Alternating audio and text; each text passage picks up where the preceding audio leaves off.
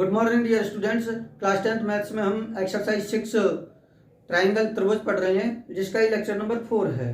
Lecture number 4 में हम exercise 6.2 के क्वेश्चन नंबर 2 के सभी पार्ट एंड क्वेश्चन नंबर 3 को सॉल्व करेंगे। इससे पहले हम लेक्चर नंबर 3 कंप्लीट कर चुके हैं।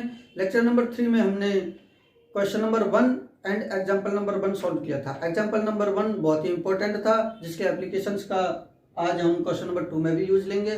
तो अगर आपने पिछले वाला लेक्चर कंप्लीट नहीं देखा है तो आप पिछले वाले लेक्चर को भी जरूर से कंप्लीट देख लें। एक्सरसाइज 6 की जो कंप्लीट प्लेलिस्ट है उसका लिंक आपको डिस्क्रिप्शन बॉक्स में मिल जाएगा। इसके अलावा अब तक हमने जितने भी चैप्टर पढ़े हैं उनकी प्लेलिस्ट का लिंक भी आपको डिस्क्रिप्शन बॉक्स में मिल जाएगा। देखिए क्वेश्चन नंबर 2 क्या कह रहा है आपसे। E and F are the points on the sides PQ and PR respectively of a triangle PQR. For each of the following cases, state whether EF parallel to QR. किसी त्रिभुज PQR की भुजाओं PQ और PR पर क्रमशः बिंदु E और F स्थित हैं। निम्नलिखित में से प्रत्येक स्थिति के लिए बताइए कि क्या EF पैरेलल QR है। आपके लिए फर्स्ट पार्ट यहाँ पे दिया गया है। फर्स्ट पार्ट क्या है, P = 3.9 सेंटीमीटर, EQ = 3 सेंटीमीटर और PF = 3.6 सेंटीमीटर एंड FR कितना दे रखा है 2.4 सेंटीमीटर। ये जो साइड्स दे रखी हैं, ये साइड्स किसकी दे रखी हैं, हमें दे रखी हैं ट्राइंगल PQR की। तो सबसे पहले हम एक ट्राइंगल बनाते हैं। तो देखिए सबसे पहले तो आप लोग क्या बनाओ, एक ट्राइंगल बनाओ। ट्राइंगल का क्या नाम दिया गया है, PQ और R दिया गया है। क्या दिया गया है नाम, PQ एंड R, यही दिया गया है ना, PQ एंड R। इसके अलावा उसने कहा है कि PQ एंड PR पर क्रम से E और F स्थित है। PQ और PR पर E और F स्थित है। E यहाँ पर होगा और F यहाँ पर होगा। तो E और F PQ और PR की साइड पर स्थित है और इनको मिलाने पर एक लाइन सेगमेंट बनेगा। फिर उसने पूछा है कि प्रत्येक स्थिति के लिए इनकी फर्स्ट पार्ट, सेकंड पार्ट और थर्ड पार्ट के लिए आपको ये बताना है कि EF parallel to QR, yes और नो में आंसर देना है। क्या EF पैरेलल है QR के, है या नहीं है। इसका पता हम थेरेस थ्योरम यानी कि BPT से ही लगाएंगे। देखिए कैसे। हम इसकी साइड्स को मेजरमेंट यहाँ पे फिगर में लिख देते हैं। पहले तो P कितना है हमारे पास 3.9, P कितना है हमारे पास 3.9 सेंटीमीटर। फिर हमारे पास EQ कितना है 3 सेंटीमीटर, EQ कितना हो जाएगा हमारे पास 3 सेंटीमीटर। फिर क्या है हमारे पास PF 3.6, PF कितना है हमारे पास 3.6 है एंड FR कितना है 2.4, FR कितना है 2.4 दे रखा है। FR कितना दे रखा है 2.4 सेंटीमीटर दे रखा है। अब आप बता सकते हो कि अब इसकी जो सभी साइड्स दे रखी हैं, उसने जो सभी साइड्स हैं मतलब P, EQ, PF और FR सभी दे रखे हैं। अब हमें ये बताना है कि क्या EF पैरेलल है QR के। देखिए कैसे पता लगेगा। अगर मान के चलो हमारी BPT ये कहती है, जो बेसिक प्रोपोर्शनलिटी थ्योरम ये कहती है कि EF अगर QR के पैरेलल है, EF अगर पैरेलल है किसके QR के, तो ये सेम रेशियो में डिवाइड होते हैं। अब अगर ये सेम रेशियो में डिवाइड हो रहे हैं तो फिर EF पैरेलल होगा QR के। ये किससे है, फिर कन्वर्स ऑफ BPT से। कन्वर्स ऑफ BPT क्या कहती है कि अगर ये रेशियो इक्वल है तो फिर EF पैरेलल होगा QR के। तो हमें इसका पता लगेगा किससे, कन्वर्स से। किससे लगेगा, कन्वर्स ऑफ BPT से। तो सबसे पहले हम फिर रेशियोज को फाइंड आउट करते हैं। तो सबसे पहले तो आप लिख लो इन ट्राइंगल PQR, यानी कि जो त्रिभुज PQR है उसमें हम निकालेंगे सबसे पहले P/EQ। क्या निकालेंगे, PE/EQ, P/EQ की वैल्यू। P/EQ क्या आ रहा है 3.9/3 आ जाएगा। 3.9 नीचे कितना आ जाएगा 3 आ जाएगा। इसको हम सॉल्व कर लेते हैं। सॉल्व करने के लिए इसको 10 से मल्टीप्लाई कर देते हैं, इसको भी 10 से मल्टीप्लाई कर देते हैं। ये कितना हो जाएगा 390 हो जाएगा। और पॉइंट के बाद में एक डिजिट है तो पॉइंट के बाद में एक डिजिट आ जाएगी। यहाँ पर पॉइंट आ जाएगा, पॉइंट के बाद में 0 कैंसिल हो जाएगी ऑटोमेटिकली। और ये 10 को 3 से मल्टीप्लाई करोगे तो कितना आ जाएगा 30 हो जाएगा। तो हमारा कितना आ गया, ये 3 से और कैंसिल हो रहे हैं, यानी कि ये कितना बचेगा हमारे पास 39/30 बचेगा। और इसको हम 3 से और कैंसिल कर देते हैं। क्या ये 3 से कैंसिल हो रहा है, 3 से कितने टाइम्स हो जाएगा 13 टाइम्स, और ये 3 से कितने टाइम्स हो जाएगा 10 टाइम्स। तो कितना आ जाएगा 13/10 आ जाएगा हमारे पास। ये आया हमारे पास 13/10। अब हम PF/FR निकालते हैं। PF/FR आ जाएगा। PF/FR कितना आएगा 3.6 अपॉन कितना आ जाएगा 2.4 आ जाएगा 2.4। अब इधर भी पॉइंट के बाद में एक अंक है, इधर भी पॉइंट के बाद में एक अंक है, तो ये पॉइंट से पॉइंट कैंसिल हो जाएगा, तो कितना आ जाएगा 36/24 आ जाएगा। ये 12 से 3 टाइम्स और ये 12 से 2 टाइम्स, तो कितना आ जाएगा 3/2। क्या 13/10 3/2 के इक्वल है? नहीं है। क्या 13/10 3/2 के इक्वल है? नहीं है। अगर ये दोनों इक्वल नहीं है, इसका मतलब P जो है P अपॉन EQ है वो इक्वल नहीं है, जो नॉट इक्वल है किसके? PF अपॉन FR के। अब अगर PF अपॉन FR के इक्वल नहीं है तो क्या EF पैरेलल होगा QR के? नहीं होगा। अगर ये इक्वल होते तो ये पैरेलल होता, अगर ये इक्वल नहीं आ रहा है तो फिर ये भी पैरेलल नहीं है। तो आप लोग लास्ट में लिख लोगे कि therefore EF is not parallel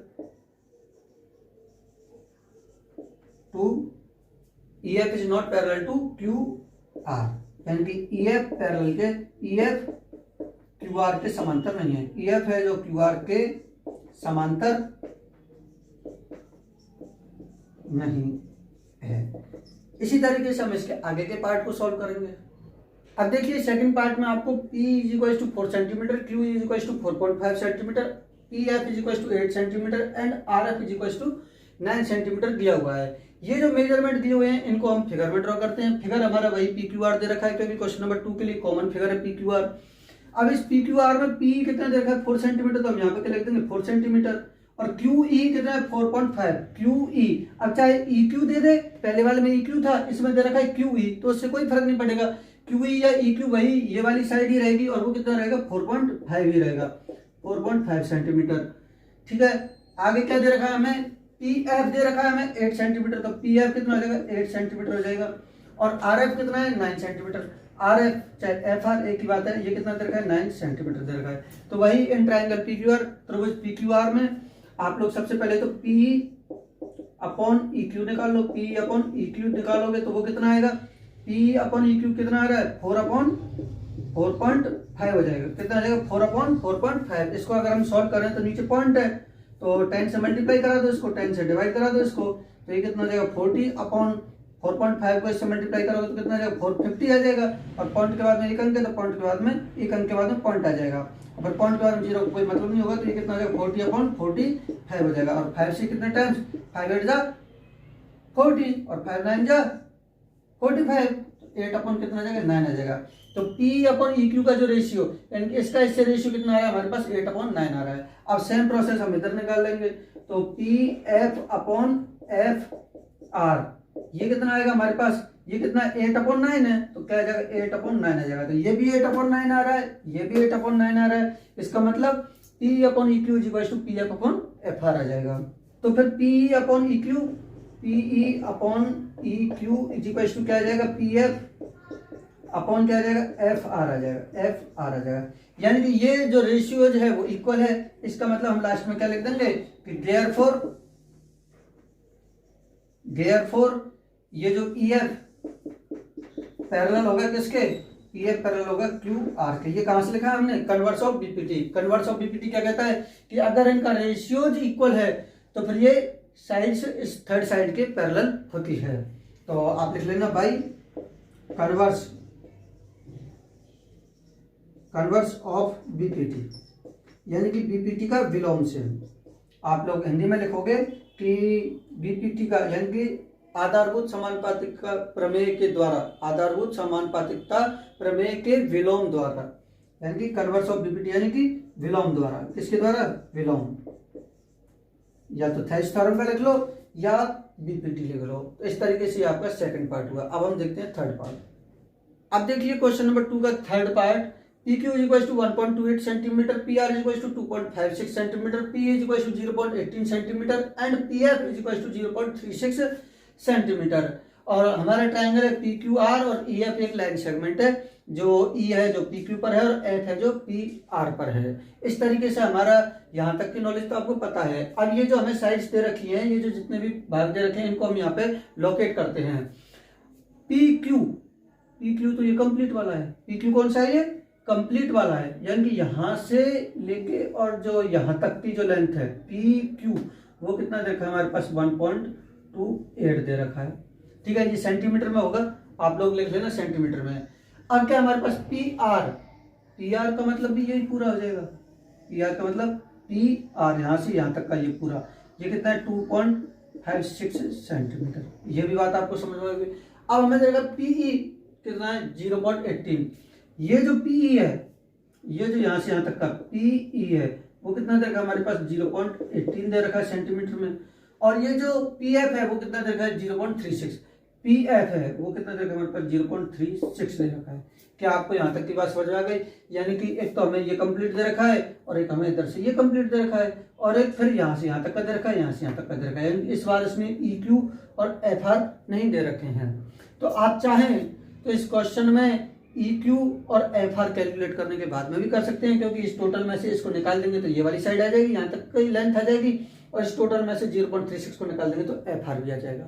लेकिन ऐसे करोगे तब भी वही बात होगी और कैलकुलेशन ज़्यादा हो जाएगी, कैलकुलेशन ज़्यादा हो जाएगी।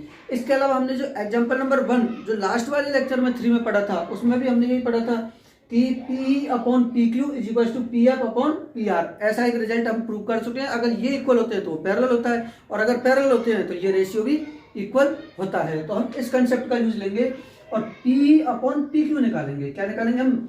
P। अब आप लिख लो भाई, सॉल्यूशन में ही लिखोगे, ये सॉल्यूशन ही चल रहा है थर्ड पार्ट का, और आप लिखोगे इन ट्रायंगल PQR। PQR में PE/PE क्या निकालेंगे हम? PQ निकालेंगे, PQ निकालेंगे। PE/PQ इज इक्वल टू कितना आएगा 0.18 अपॉन नीचे क्या आ जाएगा PQ कितना है 1.28, कितना है 1.28 है। अब पॉइंट के बाद में ऊपर भी 2 अंक है, पॉइंट के बाद में ऊपर नीचे भी 2 अंक है, तो पॉइंट से पॉइंट कैंसिल हो जाएगा, तो ये कितना बच जाएगा 18/128। और इसका जो रेशियो निकालेंगे तो हम ये कैंसिल कितने से हो रहा है, ये 2 से हो रहा है, 2 से 9 टाइम्स हो रहा है, ये 2 से कितने टाइम्स हो रहा है 264, तो 9/64 हो जाएगा, ये आगे कैंसिल भी नहीं होगा। अब हम निकालेंगे PF/PR,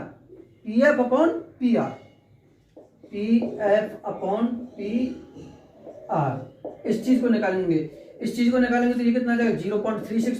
PF कितना है हमारे पास 0.36 है, और PR कितना है हमारे पास 2.56 है, कितना है 2.56 है।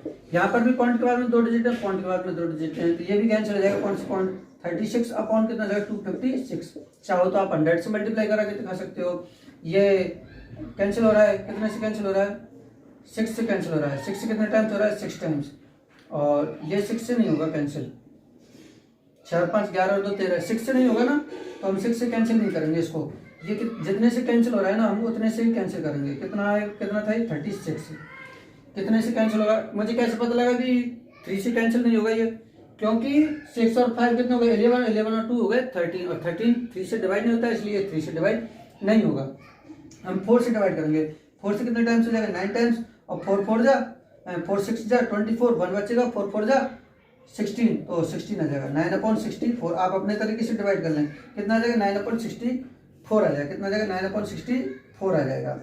ये जो हमारा रिजल्ट आया है आप देख रहे होंगे कि P/EQ is equal to PF/FR आ रहा है, क्योंकि दोनों ही 9/16 आ रहे हैं, तो हम लिख देंगे since PE/PQ is equal to PF/PR आ जाएगा। और हम लिख देंगे देयरफॉर इसलिए ये जो EF है, EF पैरेलल हो जाएगा किसके QR के से। आगे की बात समझ में कहाँ से हो गया ये जो हमने एग्जाम्पल नंबर 1 पढ़ा था उससे, और हमें एग्जाम्पल नंबर 1 में इस बात को प्रूव कर चुके हैं कि अगर इसका कंप्लीट से इतने भाग का कंप्लीट से रेशियो और इतने भाग का कंप्लीट से रेशियो अगर इक्वल होता है तो फिर EF पैरेलल हो जाएगा, पैरेलल हो जाता है किसके QR के। अब मैं आपको एक क्वेश्चन अपनी तरफ से दे रहा हूँ, फिगर बना के दे रहा हूँ, एक्स्ट्रा क्वेश्चन है मेरी तरफ से है। सभी बच्चे उसका आंसर कमेंट बॉक्स में कमेंट करके भी बताएंगे, और फिर मेरे नंबर पे भी व्हाट्सएप पे भी मुझे सॉल्यूशन उसका भेजेंगे। एक्स्ट्रा क्वेश्चन लिखो। एक्स्ट्रा क्वेश्चन में मैं आपके लिए क्या दे रहा हूँ कि ये जो लास्ट वाला क्वेश्चन किया था ना उसके जैसा ही है, और मैंने वो तो दे रखे हैं, ये सब तो दे रखे हैं। आपको ये वाली कंप्लीट दे रखी थी, मैं कंप्लीट नहीं, मैं आपके लिए केवल FR को दे रहा हूँ। इधर से तो PQ कंप्लीट है और इधर से PE है आपके पास, इधर की साइड में मैं दे रहा हूँ आपके लिए PF और FR और दे रहा हूँ मैं। FR कितनी दे दी मैंने, मान चलो 7.2 दे दी। अब आपको इस क्वेश्चन को सॉल्व करना है। कैसे करोगे, मैं हल्की सी हिंट दे देता हूँ कि या तो आप इन दोनों को जोड़ के और पी आर निकाल लेना, तो जो क्वेश्चन नंबर 3 का पार्ट किया उसके अकॉर्डिंग हो जाएगा। और अगर आप चाहो तो इसमें से इसको सब्ट्रैक्ट करके ये वाला निकाल लेना, तो फिर इसका इससे रेशियो और इसका इससे रेशियो क्वेश्चन नंबर 2 के जो फर्स्ट पार्ट है उनकी तरह हो जाएगा। तो आप लोग इसका कमेंट बॉक्स में कमेंट करके बताना है मुझे कि ई एफ पैरेलल होगा क्यू आर के, यस, या ई एफ पैरेलल नहीं होगा क्यू आर के, नो। आपको ये कमेंट बॉक्स में कमेंट करके भी बताना है। अब हम क्वेश्चन नंबर 3 सॉल्व करते हैं। जब आप इसकी प्रैक्टिस करोगे तो आपको इसमें भी बहुत कुछ एक्स्ट्रा सीखने को मिलेगा। देखिए question number 3, in figure 6.18 if L M parallel to C B and L N parallel to C D prove that A M upon A B is equal to A N upon A D. आकृति 6.18 में यदि L M C B के समांतर है और L N समांतर C D हो तो सिद्ध कीजिए कि A M upon A B is equal to A N upon A D है। एक तो देखिए ये जो आपका क्वेश्चन था ये ऐसे लेटा हुआ था, इसको आप खड़ा कर लो ताकि खड़े करने के बाद में इसको समझना आसान हो जाएगा, क्योंकि लेटे हुए में समझना थोड़ा सा टिपिकल होगा। हमने इसको खड़ा कर दिया है। और दूसरी बात, अब हम इसमें से ये लिखते हैं कि गिवन क्या है हमें और टू प्रूफ क्या करना है हमें, वो हमें क्वेश्चन में से पता लग जाएगा। तो क्वेश्चन में हमें फिगर के बारे में कहा गया है, तो हम डायरेक्ट लिख देंगे कि गिवन में क्या आ जाएगा, दिया है। गिवन में क्या आ जाएगा, दिया है। दिया है में क्या आ जाएगा, इन फिगर, यानी कि चित्र में इन फिगर, जो चित्र है उसमें एन एल समांतर दे रखा है किसके, डीसी के, यानी कि एन एल पैरेलल है किसके, डीसी के। एंड इसके अलावा क्या दे रखा है, और एल एम समांतर है किसके, सीबी के। एल एम पैरेलल है किसके, सीबी के। तो ये जो दो जानकारी हैं वो आपको दे रखी है कि ये वाली साइड है वो इस साइड के पैरेलल है और ये वाली साइड है वो इस साइड के पैरेलल है। अब हम लिखेंगे to prove. To prove, to prove क्या है, सिद्ध क्या करना है हमें, क्या होगा, ये सिद्ध करना है। क्या सिद्ध करना है हमें, जल्दी से बताओ क्वेश्चन में से देख के। हमें ये सिद्ध करना है कि A M upon A B is equal to A M upon A B is equal to A M upon A B is equal to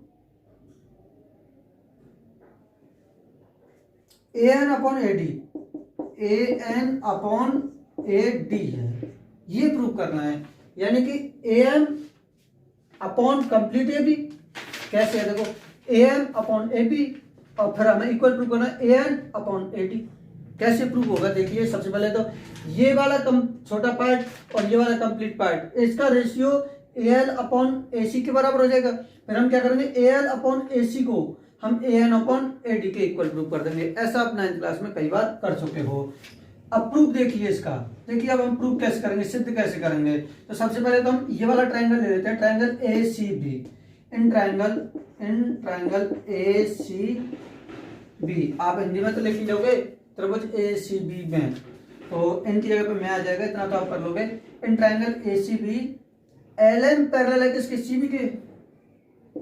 L M parallel है, समांतर है किसके, सी बी के। अगर एल एम समांतर है सी B के तो आप लोग लिख सकते हो कि A M upon A B. A M तो आप ये ऐसे भी लिख दो कि वी नो दैट, ये अगर इसके पैरेलल है तो वी नो दैट, हम जानते हैं कि कहां से, जो हमने एग्जांपल नंबर 1 सॉल्व किया था वहां से हम जानते हैं कि A M upon A B, A M upon A B, A M upon A B is equal to क्या हो जाएगा, A L upon A C. A L upon A C, इसको दे दो नंबर 1। आगे जो भी, हम इस फिगर की तो बात ही नहीं कर रहे, इस वाले ट्रायंगल की तो हमने बात ही नहीं की। हमने तो इसमें कह दिया कि A M upon A B is equal to A L upon A C. अब हम इस ट्रायंगल की बात करेंगे, इधर वाले की, और इसकी बात ही नहीं करेंगे। देखिएगा आगे लिखते हैं हम इन ट्रायंगल। अब कौन सा ट्रायंगल लेंगे हम, ए सी बी तो ले लिया हमने, अब ए डी सी लेंगे। इन ट्रायंगल ए डी सी, इस वाले ट्रायंगल में क्या है कि एन एल समांतर है किसके, डी सी के। एन एल पैरेलल है किसके, डी सी के। अब देखिए इस वाले ट्रायंगल में क्या हो जाएगा, A N upon A D, A N upon A D is equal to A L upon A C. इधर से लेंगे हम A N upon A D is equal to A L upon A C. A N upon A D is equal to क्या हो जाएगा, A L upon A C, A L upon A C. इसको दे दो number 2। अब 1 और 2 में क्या ऑब्जर्व कर रहे हो, A L upon A C, A L upon A C, A L upon A C, A L upon A C. यानी इसकी वैल्यू भी एल अपॉन एसी आ गई, इसकी वैल्यू भी एल अपॉन एसी आ गई। ये कैसे हुआ? क्योंकि हमने पहले इसको इसके इक्वल प्रयोग किया और फिर इसको इसके इक्वल प्रूव कर दिया, तो फिर ये दोनों आपस में इक्वल प्रूव हो जाएंगे। तो हम डायरेक्ट लिख देंगे कि फर्स्ट एंड सेकंड से from first and second A M upon A B equal to A N upon A D. तो आप लोग यहाँ पे लिख लोगे फ्रॉम फर्स्ट एंड सेकंड, यानी एक व दो से A M upon A B क्या हो जाएगा? A M upon A B is equal to क्या हो जाएगा? A N upon A D. क्या हो जाएगा? ए एन अपॉन हो जाएगा ए डी। तो इस तरीके से ये हमें प्रूव करवाया था, तो हमने प्रूव कर दिया। बहुत ही आसान क्वेश्चन है, आपको वेरी इजीली समझ में आ गया होगा। आप इसको कॉपी में कर लो और कमेंट बॉक्स में कमेंट करके मुझे ये भी बताओ कि यस सर हमें समझ में आ गया, और क्या समझ में नहीं आया फिर वो भी आप हमें कमेंट बॉक्स में कमेंट करके बताओ, हम उसको भी बताएंगे। तो इसके आगे के क्वेश्चन है 4, 5, 6 से लेके और 10 तक, वो आगे के लेक्चरों में धीरे धीरे आते रहेंगे। आप मन लगाकर पढ़ते रहिए। तो धन्यवाद बच्चों, मिलते हैं नेक्स्ट लेक्चर में। लेक्चर नंबर होगा हमारा 4 के बाद में 5।